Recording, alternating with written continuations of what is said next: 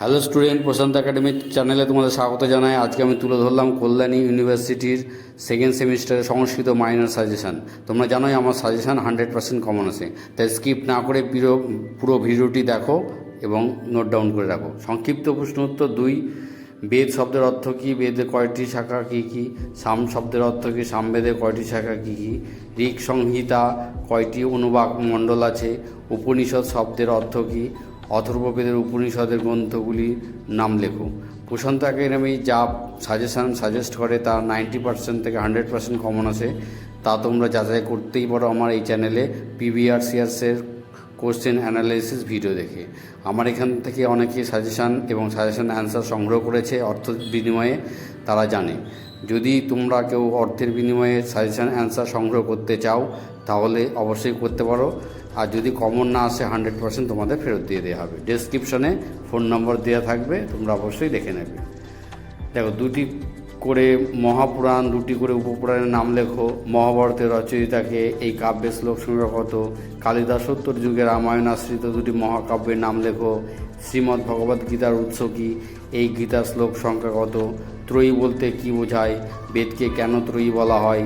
রামায়ণ অবলম্বনে রচিত যে কোনো 4টি নাটকের নাম ও নাট্যকারের নাম উল্লেখ করো। আমার এই সাজেশান অব্যর্থ আসবে। তাই তোমরা অবশ্যই এই সাজেশানটা রেডি করে যাও।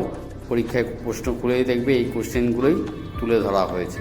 যদি না আসে, প্রশান্ত একাডেমি চ্যানেলটা সাবস্ক্রাইব করে থাকলে আনসাবস্ক্রাইব করে দেবে। 100% কমন আসবে। আর যারা নোট সংগ্রহ করতে চাও তারা এই ডেসক্রিপশানে ফোন নম্বরে যোগাযোগ করে নেবে। বেদাঙ্গ কাকে বলে? বেদাঙ্গ কয় প্রকার, কী কী?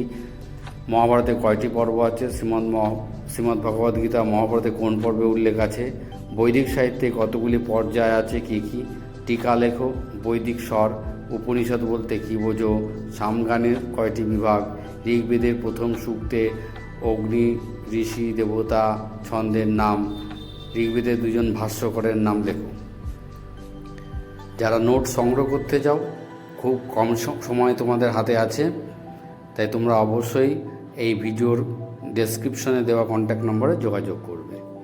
কোশ্চেনগুলো খুবই ইম্পর্টেন্ট। কোশ্চেনগুলো তোমরা ভালো করে রেডি হয়ে নাও। এর বাইরে একটি কোশ্চেনও আসবে না।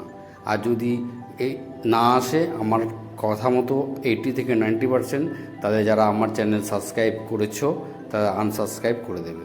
আর যারা দেখছো, যদি ভিডিও ভালো লাগে, যদি কমন আসে, অবশ্যই চ্যানেলটিকে সাবস্ক্রাইব করবে। সাবস্ক্রাইব করতে ভুলবে না। আগামী দিনে আরও নতুন সাবজেক্টের তুলে দেবো।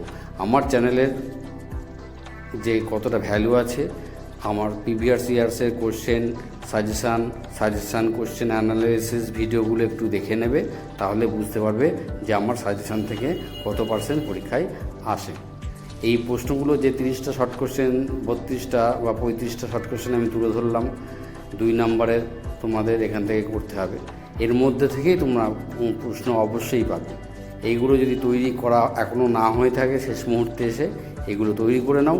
এর বাইরে একটা কোশ্চেনও তোমরা পাবে না, যা পাবে এর মধ্যে থেকে তা পাবে।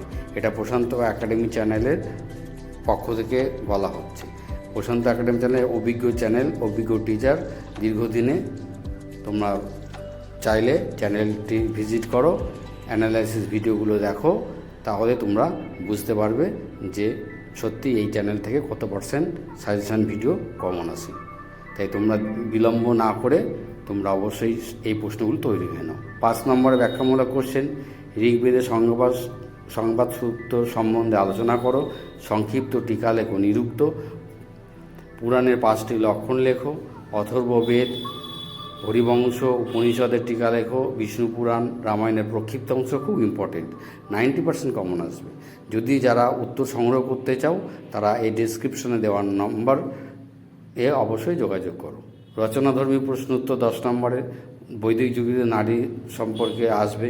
সাহিত্য সমাজের উপর রামায়ণের প্রভাব, মহাভারতের প্রভাব। রামায়ণ মহাভারতের মধ্যে কোনটা পর্ব মানে কোনটা আগে সেটা লেখো, খুব ইম্পর্টেন্ট কোশ্চেন। এগুলো আসবেই। বেদের কাল নির্ণয় করো। এই প্রশ্নগুলো যে সাজেশন আমি তোমাদের সামনে তুলে ধরলাম, আমি বারবার বলছি, এখান থেকে তোমরা 80 থেকে 90% কমন 100%ই পাবে।